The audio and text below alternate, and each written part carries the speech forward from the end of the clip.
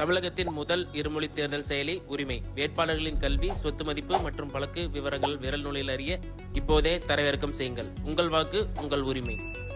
சகோதரி பிரேமலதா அவர்களுக்கு வாக்கு கேட்டு இன்று முரசு சின்னத்திலே நீங்கள் வாக்களித்து அவரை வெற்றி பெற செய்ய வேண்டும் என்று உங்களை எல்லாம் கேட்டுக்கொள்ள வந்திருக்கிறேன்.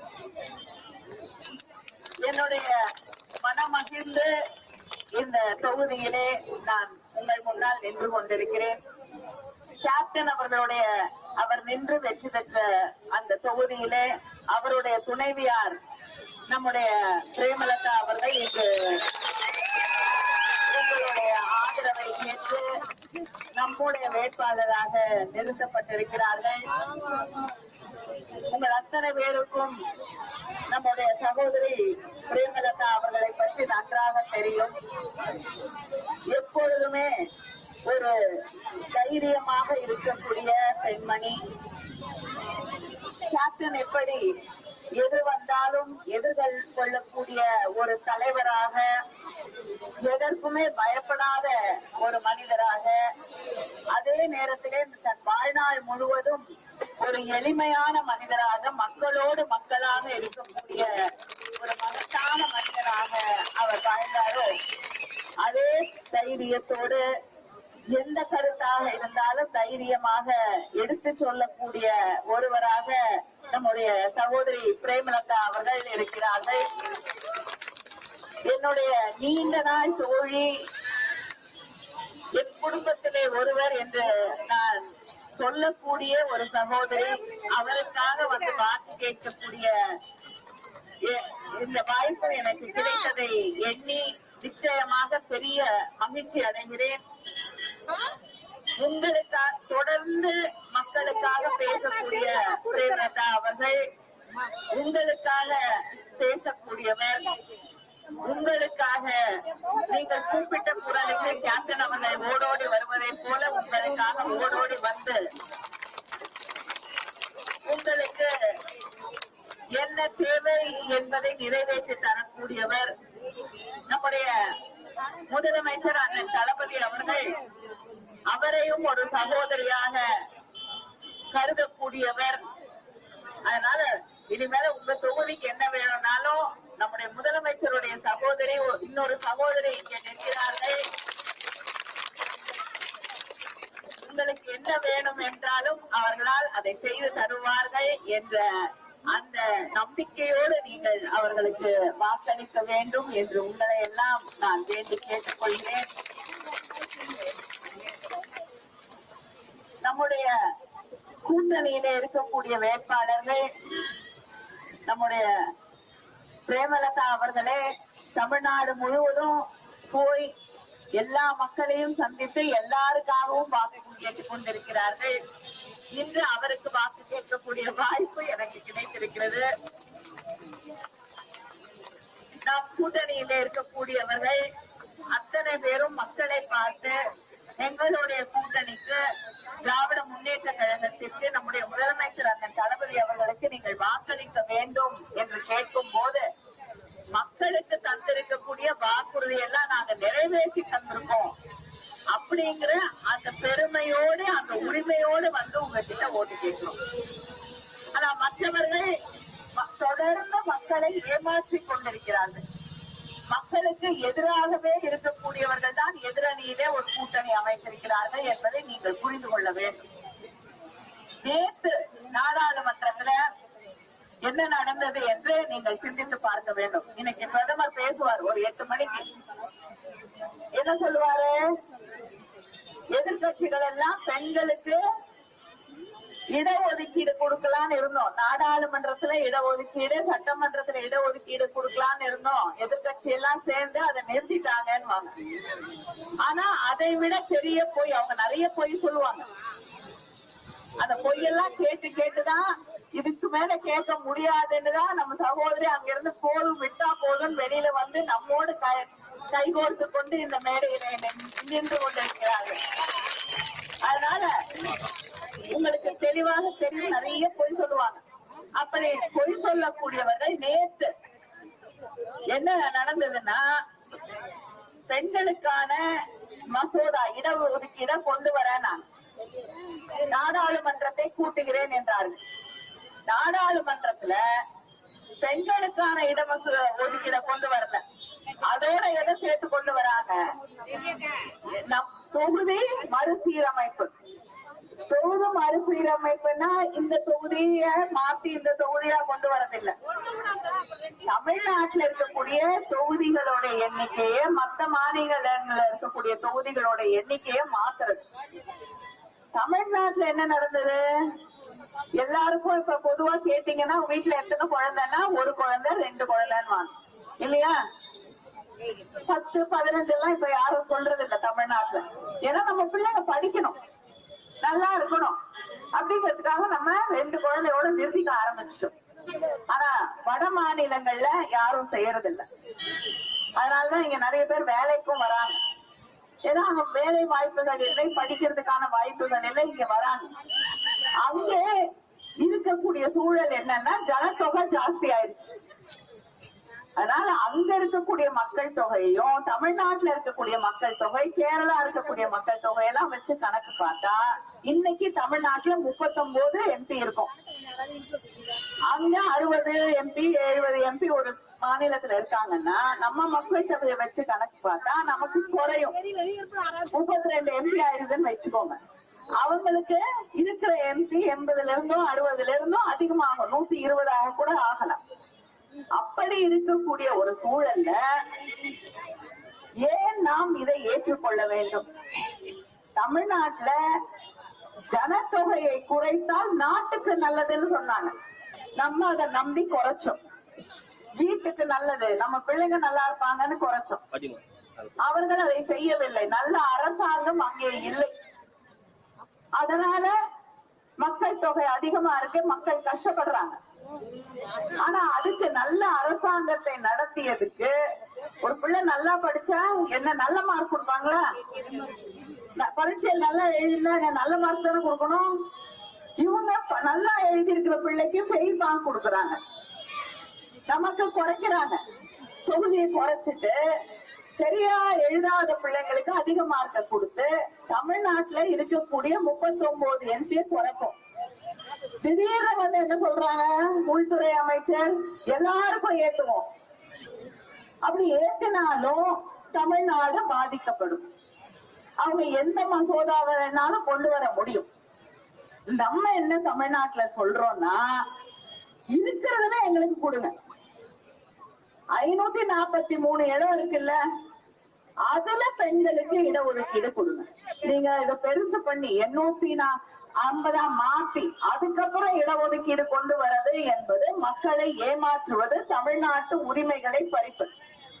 அதனாலதான் நம்முடைய முதலமைச்சர் அவர்கள் மசோதா கொண்டு வந்த நாளில எல்லாரையும் கருப்பு கொடி ஏற்ற சொன்னாங்க. ஏன்னா தமிழ்நாடு உரிமைகள் பறிக்கப்படுகிறது. நேற்று நம்முடைய இந்த நாட்டில் இருக்கக்கூடிய அத்தனை எதிர்கட்சிகளும் இணைந்து ஒன்றாக நின்று மோடியுடைய பில்ல மசோதாவை நேற்று நாடாளுமன்றத்திலே தோற்கடித்திருக்கிறோம். இதுமாதிரி அவங்களுக்கு வரக்கூடிய தோல்விகளுடைய முதல் கட்டம் இதுதான். முதல் தோல்வி இல்லையா? இனிமேல அதேதான் வரப்போகுது. அடுத்து இந்த தேர்தல்ல தமிழ்நாட்டுல பார்க்க போறாங்க. தமிழ்நாட்டுல இது வரைக்கும் வெற்றி வாய்ப்பு இல்லை, இனிமேலையும் இல்லை. அதுக்கப்புறம் நாடு முழுவதும் தோல்விதான் தொடரும். தமிழ்நாட்டுக்கு தென் மாநிலங்களுடைய உரிமைகளை பறிக்க நினைத்தவர்களுக்கு நேற்று நாம் நாடாளுமன்றத்திலே சரியான பாடத்தை சொல்லி தந்திருக்கிறோம். அதுவும் என்ன, பெண்களுக்கு இடஒதுக்கீடு கொடுக்கிறேன்னு சொல்லிட்டு பெண்களுக்கு பின்னாடி மறைஞ்சு தமிழ்நாட்டுடைய உரிமைகளை பறிக்க நினைத்தார்கள். 2 கண் இருக்கு, அதுல ஒரு கண்ணுக்கு கண்ணாடி போடுறேன், இன்னொரு கண்ணை குத்திடுறேன்னு சொன்னா எப்படி ஏத்துக்க முடியும்? பெண்களுக்கும் இடஒதுக்கீடு வேணும், தமிழ்நாட்டுக்கும் உரிமை வேணும். அதனால இருக்கிறதுல இடம் கொடுன்னு கேட்டோம், கொடுக்கவில்லை. அவர்களுக்கு சரியான பாடத்தை நாம் சொல்லி தந்திருக்கிறோம். இந்த தேர்தலையும் மீண்டும் அவர்களுக்கு நாம் சரியான பாடத்தை சொல்லித்தர வேண்டும் என்று உங்களை எல்லாம் நான் வேண்டி கேட்டுக்கொள்கிறேன். எதிர்கடியில இருக்கக்கூடிய எடப்பாடி தமிழ்நாட்டை பத்தி கவலையே கிடையாது. அவருக்கு தன்னை காப்பாத்திக்கிட்டா போதும். மக்களை பத்தி, தமிழ்நாட்டை பத்தி, இங்க இருக்கக்கூடிய சகோதரிகளை பத்தி, யார பத்தியும் கவலை இல்லை. தமிழ்நாடு உரிமைகளை விட்டு கொடுக்கணும்னா கொடுத்துருவாரு. தான் முதலமைச்சரானோ, தன் நல்ல இடத்துல இருக்கணும் அப்படின்னு அவர்களுக்கு அடிமையாகவே வாழ தயாராகி விட்டவர் தான் எடப்பாடி பழனிசாமி. இந்த தேர்தலுக்கு அப்புறம் எங்கேயாவது கவர்னர் வேலைக்கு வேணா போலாம். தமிழ்நாட்டுல அவருக்கு இடம் இல்ல.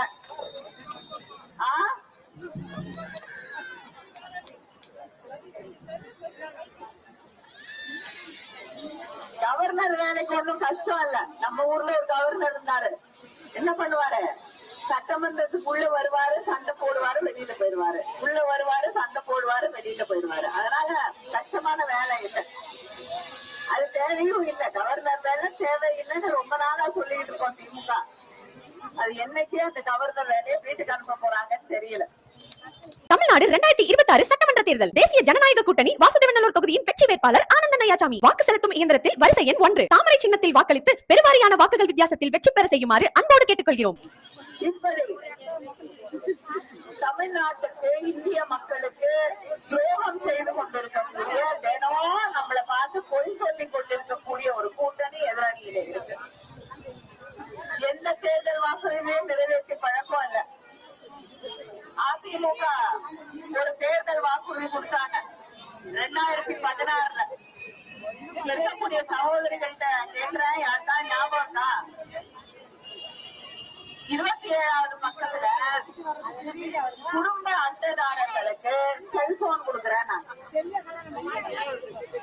கொடுக்கறேன்னு சொன்னதையே மறந்துட்டீங்க போல. கொடுக்கறேன்னு சொன்னாங்க, யாராவது வாங்கிருக்கீங்களா?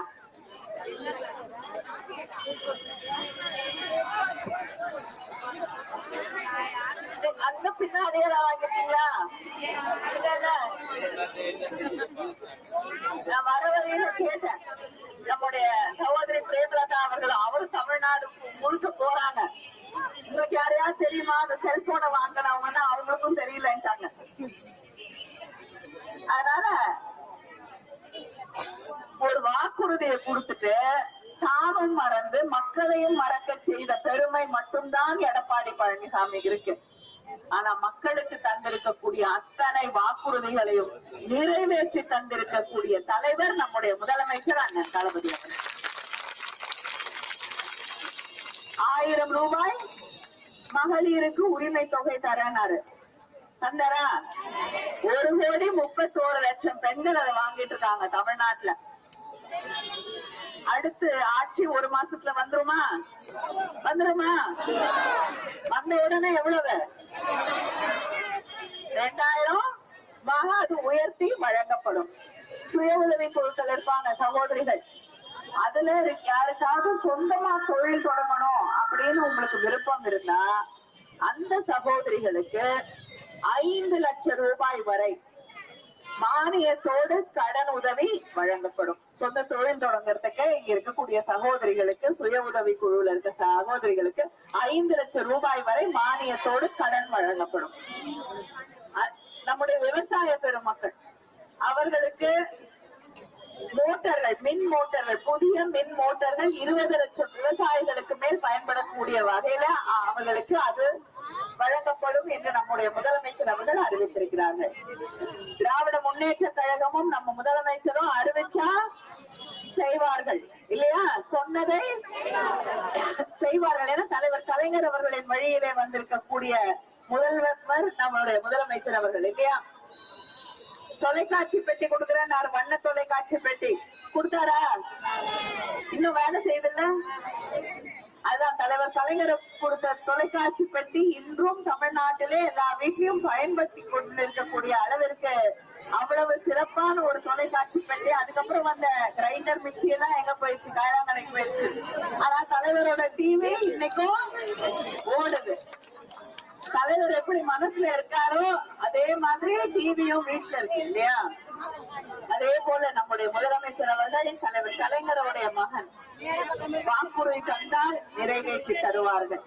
நல்ல விவசாயிகளுக்கு தந்திருக்கக்கூடிய வாக்குறுதி. இங்க இருக்கக்கூடிய நம்முடைய இளைஞர்கள், கல்லூரியில படிக்கக்கூடிய நம்முடைய இளைஞர்கள், நம்ம வீட்டுல இருக்கக்கூடிய இளம் பெண்களுக்கு, கல்லூரியில படிக்கக்கூடிய அவர்களுக்கு 1000 ரூபாய் வழங்கப்படுகிறது. ஆட்சிக்கு மறுபடியும் வந்த உடனே அது 1500 உயர்த்தி வழங்கப்படும். அதை தாண்டி படிச்சு முடிச்சுட்டு, கல்லூரியில படிச்சு முடிச்சுட்டு வேலை தேடுவாங்க. ஒரு 4 மாசம் ஆகும் வேலை கிடைக்கிறதுக்கு. அப்ப நல்ல வேலையா கிடைக்கிறதுக்கு பயிற்சிகள் வழங்கப்படும். அந்த பயிற்சி வழங்கக்கூடிய அந்த 6 மாசத்துக்கு ஒவ்வொரு மாதமும் அவர்களுக்கு 1500 ரூபாய் வழங்கப்படும். இது அத்தனையும். அது மட்டும் இல்லாம லேப்டாப் 35 லட்சம் இளைஞர்களுக்கு, இளம் பெண்களுக்கு லேப்டாப்புகள் வழங்கப்படும். வரக்கூடிய 5 ஆண்டுகளிலே லேப்டாப்புகள் வழங்கப்படும். அதோட சகோதரிகள் அதிகமாக எதிர்பார்த்து கொண்டிருக்கக்கூடிய ஒண்ணு என்ன? 8000 ரூபாய்க்கான கூப்பன். நம்ம ஆட்சிக்கு வந்த பிறகு உங்களுக்கு கூப்பன் கொடுப்பாங்க, அரசாங்கத்துல இருந்து கூப்பன் கொடுப்பாங்க. அந்த கூப்பனை கொண்டு போய் உங்க வீட்டுக்கு பக்கத்துல இருக்கக்கூடிய கடையில கொடுத்தீங்கன்னா உங்களுக்கு விருப்பமானவற்றை நீங்கள் வாங்கிக் கொள்ளலாம். நிறைய பேர் கேக்குறாங்க, ஏன் காசை நேரடியா போடல, எங்க அக்கௌண்ட்ல போடலன்னு. போட்டா என்ன ஆகும்? அக்கௌண்ட் பத்தலன்னு சொல்லி மோடி எடுத்துட்டு போயிருவாரு பாதிய, இல்லையா? மீதி என்ன ஆகும்? வீட்டுல இருக்கக்கூடியவங்க இந்த செலவுக்கு வேணும், அந்த செலவுக்கு வேணும்னு சொல்லிட்டு உங்களுக்கு ஒண்ணும் வராது. அதனால ஒரு நல்ல சகோதரனாக நம்முடைய முதலமைச்சர் அவர்கள் உங்களுக்கு கூப்பன் கொடுக்கிறேன், உங்க வேலையை எது குறைக்குமோ. உங்களுக்கு துணி துவைக்கிறது கஷ்டமா இருந்ததுன்னா வாஷிங் மெஷின் வாங்குங்க. வேற ஏதாவது வேலை உங்களுக்கு சிரமமா இருந்ததுன்னா கிரைண்டர் வாங்குங்க, மிக்சி வாங்குங்க. உங்களுக்கு எது தேவையோ அதை நீங்கள் வாங்கிக் கொள்ளுங்கள் என்று 8000 ரூபாய்க்கான கூப்பனை தருகிறேன் என்று சொல்லி, நான் கொடுக்கறதுதான் நீங்க வாங்கணும்னு சொல்லல முதலமைச்சர். உங்களுக்கு என்ன பிடிக்குமோ வாங்கிக்கோங்க என்று சொல்லி இருக்கக்கூடிய முதலமைச்சர் நம்முடைய முதலமைச்சர் அண்ணன் தளபதி அவர்கள். காலை உணவு திட்டம் தேர்தல் அறிக்கையில சொல்லல, ஆனா காலை உணவு திட்டம் அதை கொண்டு வந்தது நம்முடைய முதலமைச்சர். பிள்ளைங்க பசியோட மத்தியானம் வரைக்கும் காத்திருக்க கூடாதுங்கிறதுக்காக. நீங்களும் வேலைக்கு போற டென்ஷன்ல பிள்ளை சாப்பிடுச்சா இல்லையான்னு தவிக்க கூடாது, ரெண்டுக்காகவும் சேர்த்துதான் அந்த காலை உணவு திட்டத்தை முதலமைச்சர் கொண்டு வந்தார். இப்ப 5வது வகுப்பு படிக்கக்கூடிய பிள்ளைகளுக்கு வரை அது பயன்படுகிறது. ஆட்சிக்கு வந்தவுடன் 8வது வகுப்பு வரை இருக்கக்கூடிய பிள்ளைகளுக்கு அந்த காலை உணவு திட்டம் விரிவுபடுத்தி வழங்கப்படும். இதையெல்லாம் செய்வதற்கு எங்களுக்கு நீங்கள் ஒரு வாய்ப்பை மீண்டும் வழங்க வேண்டும். இந்த பகுதியில இருக்கக்கூடிய மக்களுக்காக விருதாச்சலம் தொகுதியிலே நம்முடைய முதலமைச்சர் அவர்கள் பெரியார் நகர் முதல் புதுக்கூரைப்பேட்டை வரை போக்குவரத்து நெரிசலை குறைக்கும் வகையில 15 கோடி மதிப்பில் மேம்பாலம் அமைத்து தந்திருக்கிறார்கள். மணவாளநல்லூர் மணிமுத்தாரின் குறுக்கே 25 கோடி செலவுல தடுப்பணை கட்டப்பட்டுள்ளது. 5 கோடியில அரசு மருத்துவமனை புதிய கட்டடம் கட்டித்தரப்பட்டுள்ளது. கடலூர் விருதாச்சலம் சேலம் 4 வழி தேசிய நெடுஞ்சாலை பணிகள் நடைபெற்று வருகின்றன. அடுத்த முறை ஆட்சிக்கு வந்தவுடன் விருதாச்சலம் பகுதியில புதிய பேருந்து நிலையம் அமைக்கப்படும். ராஜேந்திரபட்டினம் சோழவரம் சாலை 4 வழி சாலையாக விரிவுபடுத்தப்படும். விருதாச்சலத்துல பீங்கான் தொழில் வளர்ச்சிக்காக ஒரு பொது வசதி மையம் அமைக்கப்படும். இதையெல்லாம் செய்து தருவதற்கு எங்களுக்கு மீண்டும் ஒரு வாய்ப்பை நீங்கள் வழங்க வேண்டும். இங்க இருக்கக்கூடிய சகோதரிகளுக்கு உண்மையிலேயே உரிமைகளை வழங்குவதற்கு இங்க இருக்கக்கூடிய சகோதரிகள் அவர்களுடைய எதிர்காலம் இன்னும் சிறப்பாக இருப்பதற்கு, நம்முடைய பிள்ளைகள் அவர்களுடைய எதிர்காலம் சிறப்பாக இருப்பதற்கு, தமிழ்நாட்டுடைய மாநில உரிமைகளுக்காக போராடுவதற்கு, தமிழ் என்ற நம்முடைய உயிர் போன்ற மொழியை பாதுகாப்பதற்கு, நம்முடைய பிள்ளைகளுடைய எதிர்காலத்தை பாதுகாப்பதற்கு நாம் நம்முடைய முதலமைச்சர் அவர்களுடைய கரங்களை பலப்படுத்துவதற்கு, நம்முடைய சகோதரி பிரேமலதா விஜயகாந்த் அவர்களுக்கு முரசு சின்னத்திலே வாக்களித்து அவரை வெற்றி பெற செய்ய வேண்டும் வேண்டும் வேண்டும் என்று உங்களை எல்லாம் வேண்டி கேட்டுக்கொள்கிறேன். உங்களுடைய வேட்பாளர், உங்களுக்காக வாதாடக்கூடிய வேட்பாளர், எந்த தருணத்திலும் உங்களுக்காக பேசக்கூடிய